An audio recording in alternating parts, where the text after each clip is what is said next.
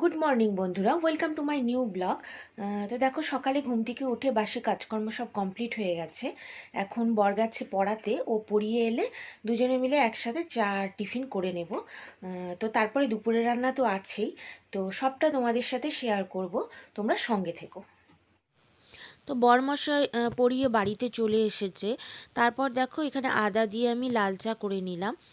আর গতকাল মেলাতে গিয়েছিলাম, তো জিলিপি আর গজা আনা হয়েছিল, তো সেটাই টিফিনে খাওয়া হবে।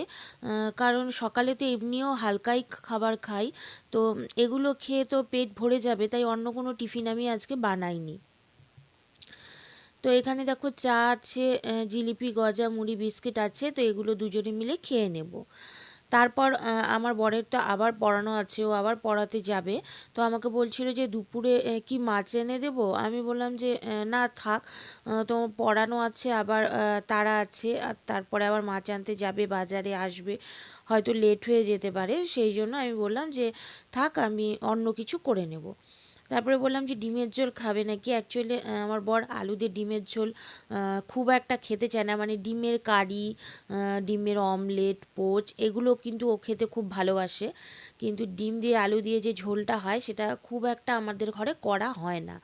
তবে আজকে অনেক দিন পরে আমি করলাম।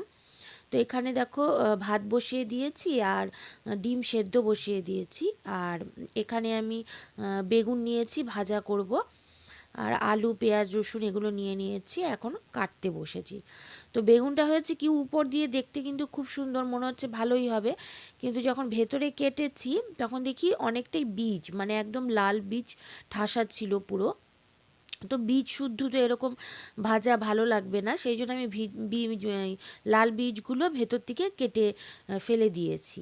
ওই মনে করো অনেকটা বীজ কাটতে গিয়ে একটু ডিপ করে কাটা হয়েছে, তো অনেকটা ভেতর থেকে চলেই গেছে, তাই আমি ভাবলাম থাক, চলে গিয়ে যতটুকু বাঁচে সেটাই ভাজা করব। তো তারপর সব কিছু কেটে নিয়ে মশলা করে নিয়েছি, এখানে ডিম সেদ্ধ করে খোসা ছাড়িয়ে নিয়েছি, এই দেখো বেগুনগুলো কেটে বাদ দিয়েছি, মানে এই অবস্থা। তারপরে এখানে পেঁয়াজ কুচিয়ে নিয়েছি, টমেটো কুচিয়ে নিয়েছি, লঙ্কা মশলা করে নিয়েছি, তারপর আলু কেটে ধোয়াও হয়ে গেছে, এখন আমি বসিয়ে দেব। প্রথমে তো ডিমগুলো ভালো করে ভেজে নিচ্ছি, কারণ ডিমের ভেতরে একটু নুন হলুদ না, নুন না ঢুকলে তো খেতে খুব একটা ভালো লাগে না, তো সেই জন্য ভালো করে নুন হলুদ দিয়ে ভেজে নিলাম। আর আজকে রোদ না অনেকটাই কম উঠেছে, ভালো হয়েছে, খুব বেশি ধোয়া কাচা করিনি, কারণ রোদ বিশেষ একটা ওঠেনি আজকে। তারপর বাকি রান্নাটা আমি করে নেব। এরপর মশলা দিয়ে বেগুনটা ভালো করে ভেজে নিয়েছি ডিম ভাজার পরে, তারপর মশলাগুলো কষিয়ে নিয়ে তাতে আলু দিয়েও আলুটা একসাথেই আমি কষিয়ে নিয়েছি। তো অনেক দিন পরে দেখবে যে কোনো জিনিস খেলে কিন্তু বেশ ভালো লাগে। তো ডিম আলু দিয়ে ঝোলটা আমরা অনেক দিন পর যেহেতু খেলাম, তাই জন্য কিন্তু ভালোই লেগেছে। আমার তো খেতে ভালো লেগেছে, আর ও দেখলাম খেতে বসে বলল যে না থাক, ভালোই লেগেছে, খুব একটা খারাপ লাগেনি, যেহেতু ও খেতে চায় না। তো এখানে ভালো করে আলু দিয়ে মশলাটা কষিয়ে নিচ্ছি, আর তারপর ঝোল দিয়েছি। একটু তো ঝোল দিতেই লাগে, শুকনো একদম হয়ে গেলে ভালো লাগে না, আর নতুন আলু এমনি ঝোল টেনে নেয়, তার জন্য অনেকটাই ঝোল দিয়েছি, কিন্তু ঝোলটা কিন্তু পাতলা হয়নি, বেশ ঘন হয়েছে।